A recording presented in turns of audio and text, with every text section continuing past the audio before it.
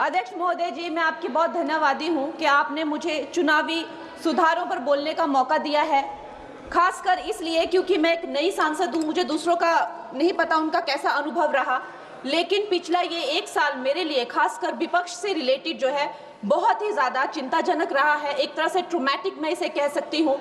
हर दिन इन्होंने यहाँ पे तमाशा किया है, हमारा दिल दहल जाता था इनको देखकर। एसआईआर ये वेल में उतर जाते थे। यहाँ पर इन लोगों ने डराना, धमकाना, धक्का मुक्की, ऐसा कोई इन्होंने किसी तरह की कोई बदतमीजी नहीं है जो एक भी दिन इन्होंने संसद भवन चलने नहीं दिया।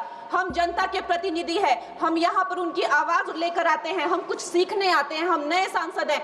इन्होंने संसद अगर पिछले 2-3 दिन को छोड़ा जाए तो साल पर शायद ही थोड़ा चलने दिया है। एसआईआर कर करके इन्होंने यहाँ पे तमाशे किए, लेकिन अब जब इनको बोलने की बारी आई एसआईआर पे, तो अध्यक्ष महोदय जी हम देख रहे हैं कि कल leader of opposition Rahul Gandhi ji ने, मुझे लगा क्या खुलासा होगा, हम भी बड़े उत्सुक थे, सारी साल हमने एक ही शब्द सुना है, अब ये क्या ग्रैंड रेवलेशन होगी। लेकिन राहुल गांधी जी जो लीडर ऑफ ऑपोजिशन है, उन्होंने कल जब कहा खादी है, खादी में धागे हैं, धागे में लोग हैं, लोगों के अंदर, उनको जब कहा गया कि आप पॉइंट की बात कीजिए, तो उन्होंने कहा कि मैं अपना फ्रेम कर रहा हूं, मैं अपना आर्ग्यूमेंट फ्रेम कर रहा हूं। और इतनी देर बाद जब वो फ्रेम करके पहुंचे तो ले देकर वो वापस उसी अंतर्राष्ट्रीय मूल की महिला, अध्यक्ष जी मैं एक महिला होने के नाते आपसे रिक्वेस्ट करना चाहती हूं कि every woman is entitled to her dignity. वो अंतर्राष्ट्रीय मूल की है, विदेशी महिला है, लेकिन उन्होंने कितनी बार आकर उन्होंने सोशल मीडिया पे कहा है कि मैं कभी भारत नहीं गई हूं, मेरा हरियाणा चुनाव से कुछ लेना देना नहीं है। लेकिन फिर भी ये लोगों ने बिना किसी ठोस सबूत के उनका यहाँ पे फोटो बना के उन्होंने उनको उछाला, यहाँ पे उनकी तस्वीर उछाली यहाँ पर और यहाँ पर प्लेक कार्ड यूज करना भी अलाउ नहीं है। इन्होंने फिर भी नियमों का उल्लंघन किया।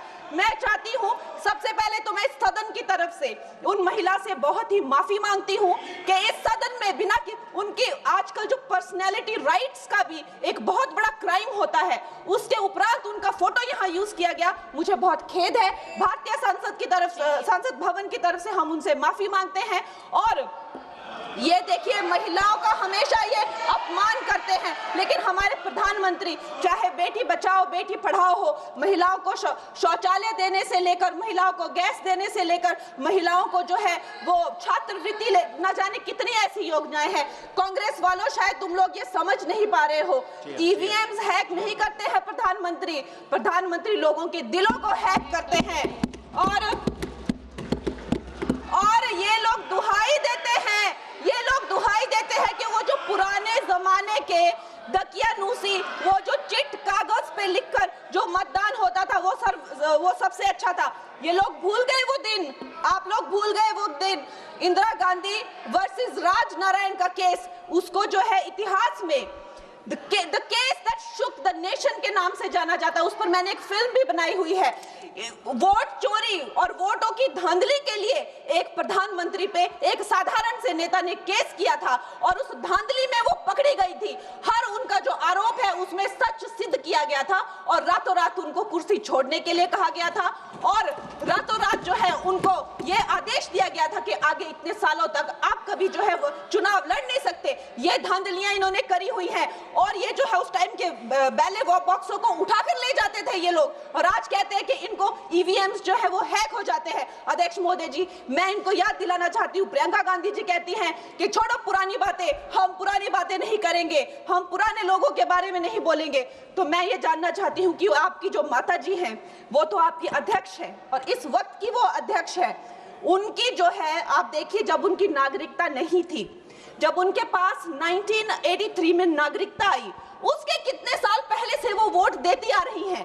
तो ये जो इनका जो परिवार है, एंटाइटलमेंट से जो ग्रस्त ये इनका परिवार है, ये प्रियंका गांधी जी को भी याद रखना चाहिए। चाहे आपका भूतकाल हो, चाहे आपका वर्तमान हो, आप सब लोग, चाहे ईवीएम हो या चाहे कागज पे लिखा हो, जब आप लोगों के चरित्र में जो है किसी तरह की मर्यादा नहीं है, आप लोगों ने कभी भी इस देश का, यहाँ की कानून व्यवस्था का, संविधान का कभी आप लोगों ने सम्मान नहीं किया हुआ है। और अध्यक्ष महोदय जी बिहार में जैसे ही एसआईआर आया, एसआईआर लागू हुआ, हमारी सरकार ने जो है कम से कम 60 लाख से ज्यादा अवैध। अब ये वोट, ये जो सारे अमाननीय वोट कार्ड है, ये सिर्फ घुसपैठियों के नहीं है। कुछ ऐसे लोग हैं जो माइग्रेट हो गए हैं, कुछ ऐसे भी लोग हैं जो इस दुनिया में है ही नहीं। 60 लाख से ज्यादा। और अगर वो लोग जेन्युइन थे तो उन्होंने, किसी ने तो रिक्वेस्ट करनी चाहिए थी कि भाई मेरा वोटर आईडी कैंसिल हुआ है।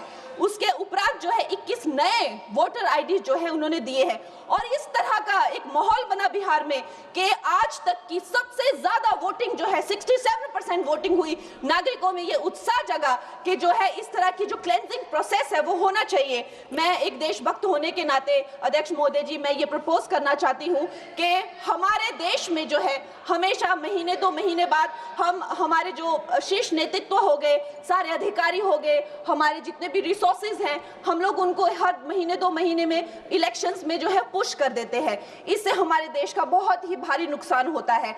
और मैं ये चाहूंगी कि 1 नेशन 1 इलेक्शन, जो नरेंद्र मोदी प्रधानमंत्री जी जो कहते हैं कि एक वोटिंग जो है डेमोक्रेसी के उत्सव के रूप में, जैसे कि दिवाली होती है, होली होती है, उस रूप में मनाया जाए। क्योंकि ये सिर्फ सरकार का ही नुकसान नहीं है, 10,000 करोड़ से ज्यादा का जो नुकसान होता है सिर्फ वही नहीं है, लेकिन मुझे लगता है कि धीरे धीरे हमारे जो नागरिक भी है उनमें जो वोटिंग फटीक है, बार बार उन्हें जागरूक करना, बार बार कई जगहों से जहां वो काम करते हैं वहां से उनको ट्रैवल करके अपने नेटिव प्लेसेस पे आना और बार बार मार्केटिंग करके, it is exhausting for the whole ecosystem.